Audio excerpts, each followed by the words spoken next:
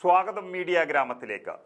കേരളം ഇന്നുവരെ കണ്ടതിൽ വെച്ച് ഏറ്റവും നിർണായകമായ രാഷ്ട്രീയ സാഹചര്യത്തിലൂടെയാണ് കടന്നുപോകുന്നത്. മകൾ വീണ വിജയൻ സാമ്പത്തിക ക്രമക്കേടിൽ പ്രതിയായതോടുകൂടി മുഖ്യമന്ത്രി പിണറായി വിജയന്റെ രാജി എല്ലാവരും ആവശ്യപ്പെട്ടു തുടങ്ങിയിട്ടുണ്ട്. രാജിവെക്കുക എന്ന മുദ്രാവാക്യം കേൾക്കുമ്പോൾ തന്നെ രാജിവെക്കുന്ന ആളല്ല മുഖ്യമന്ത്രിയെങ്കിലും ഇന്നല്ലെങ്കിൽ നാളെ പിണറായി വിജയൻ രാജിവെച്ചേ മതിയാകൂ. ഏറ്റവും പ്രധാനപ്പെട്ട ഒരു സമയത്താണ് മുഖ്യമന്ത്രി ഏറ്റവും വലിയൊരു കുടുക്കിൽപ്പെടുന്നത്. മധുരയിൽ പാർട്ടി കോൺഗ്രസ് നടക്കുകയാണ്.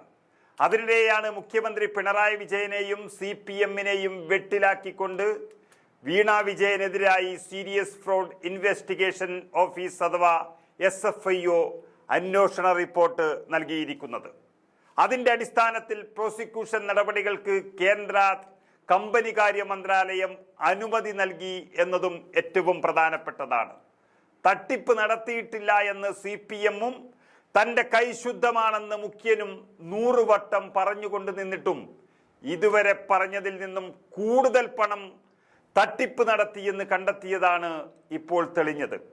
1,72,00,000 കണക്ക് പറഞ്ഞുകൊണ്ടിരുന്ന ഇടത്തു നിന്ന് ഇപ്പോൾ സേവനമൊന്നും നൽകാതെ വീണ വിജയൻ CMR-ൽ നിന്ന് 2,70,00,000 രൂപ കൈപ്പറ്റിയെന്നാണ് കണ്ടെത്തിയിരിക്കുന്നത്.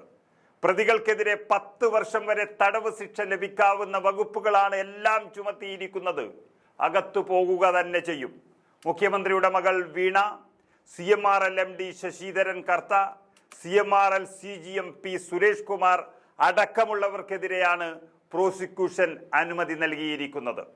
ED അന്വേഷണം ആരംഭിച്ചു കഴിഞ്ഞു. CBI-യും അടക്കമുള്ള അന്വേഷണ ഏജൻസികൾ എത്തുന്നതോടെ ഈ പറഞ്ഞ 10 വർഷത്തെ തടവ് അനുഭവിക്കാൻ പോകുന്ന ഒരു മകളുടെ അച്ഛന് മുഖ്യമന്ത്രി സ്ഥാനത്തിരിക്കാൻ ധാർമ്മികമായി കഴിയില്ല എന്നുള്ളത് സ്വാഭാവികമാണ്.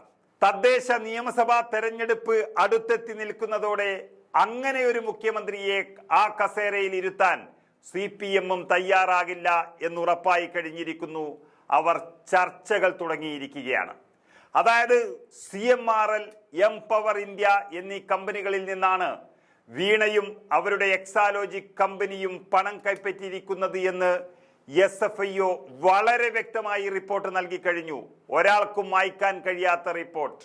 സാമ്പത്തിക ക്രമക്കേടുമായി ബന്ധപ്പെട്ട് മുഖ്യമന്ത്രിയുടെ മകൾ വിചാരണ ചെയ്യപ്പെടുമെന്ന അപൂർവത ഈ തദ്ദേശ തെരഞ്ഞെടുപ്പും നിയമസഭാ തെരഞ്ഞെടുപ്പും ആസന്നമായിരിക്കെ പ്രതിപക്ഷ കക്ഷികൾ ശക്തമായ പ്രചരണ ആയുധമാക്കി മാറ്റുമെന്ന് ഉറപ്പായിരിക്കുകയാണ്. അങ്ങനെ ഒരു സാഹചര്യത്തിലാണ് പിണറായി വിജയന് പിടിച്ചു നിൽക്കാൻ കഴിയാത്തൊരു സ്ഥിതി വന്നിരിക്കുന്നത്. നമുക്കറിയാം, ഈ തട്ടിപ്പിനെ അട്ടിമറിക്കാൻ എന്തെല്ലാം പരിപാടികൾ നടത്തി.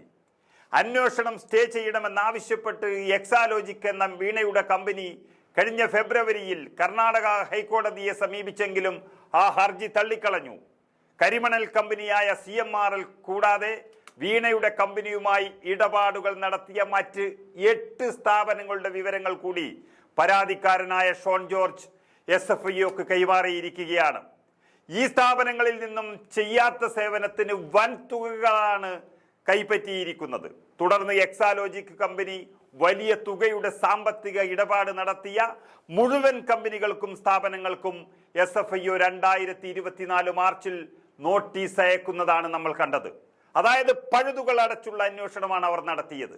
അതിന്റെ പിൻബലത്തിലാണ് എക്സാലോജിക്കും CMRL അടക്കമുള്ള 12 സ്ഥാപനങ്ങളും തമ്മിൽ നടത്തിയ സാമ്പത്തിക ഇടപാടുകൾ എൻഫോഴ്സ്മെന്റ് ഡയറക്ടറേറ്റ് അഥവാ ED പ്രാഥമിക അന്വേഷണം തുടങ്ങിക്കഴിഞ്ഞത്.